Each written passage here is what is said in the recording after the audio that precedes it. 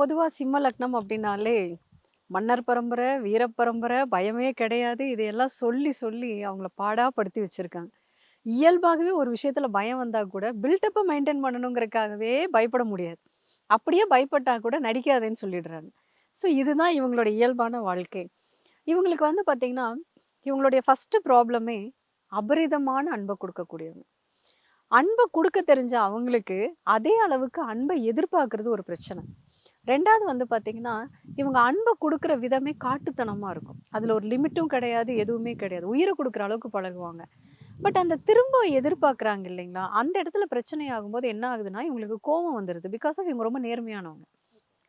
அப்போ இந்த மாதிரி இருக்கிறப்போ, அந்த இடத்துல வந்து இயல்பா இப்ப தான் வந்து ஒருத்தங்களுக்கு ரொம்ப இம்பார்ட்டன்ஸ் குடுக்குறாங்கன்னா, அவங்களும் குடுக்கணும்னு எதிர்பார்ப்பாங்க.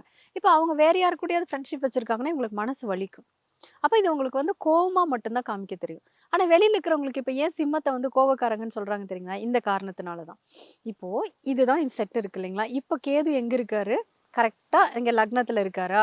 ஸோ இப்ப இந்த 2025வது வருஷமே உங்களுக்கு எப்படி இருந்திருக்கும்னா, இந்த விஷயங்கள்னால தான் உண்மையான அன்பு வச்சிருந்ததுனால, நிறைய ஏமாற்றங்களையும், துரோகத்தையும் இவங்க இந்த வருஷம் பார்த்திருப்பாங்க.